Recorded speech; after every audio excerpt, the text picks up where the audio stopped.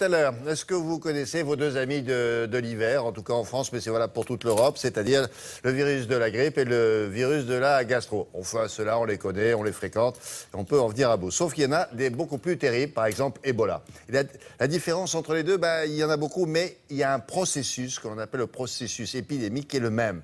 Et Laurence Beauvillard, qui s'intéresse aux sciences ici à Télématin, a rencontré une équipe internationale. Ces spécialistes sont en quelque sorte, comment je pourrais vous dire, des traqueurs. Ils traquent le virus. Regardez comment ils font et à quoi ça ressemble.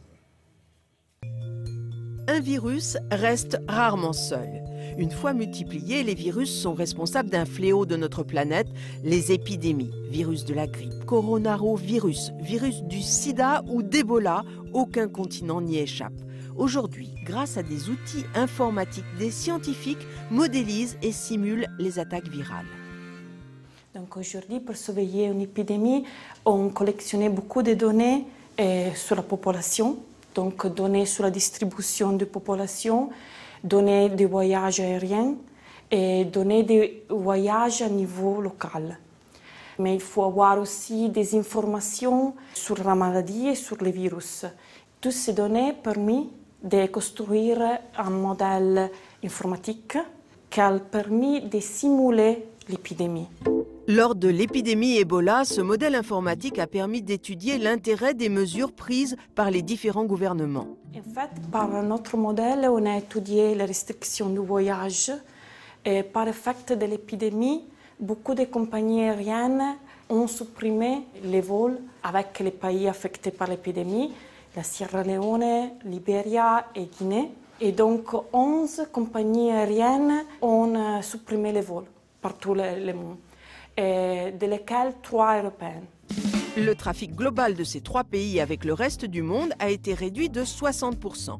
Le modèle informatique a mis en évidence que cette restriction ne faisait que retarder l'apparition. Retardée de seulement 2 jours en Amérique du Nord, 11 jours en Asie, 22 jours en Europe et 1 mois en Afrique.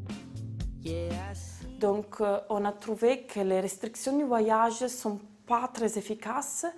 Et en fait, qu'est-ce que c'est vraiment efficace? C'est intervenir à niveau local et fournir des équipes médicales pour bloquer l'épidémie en Afrique.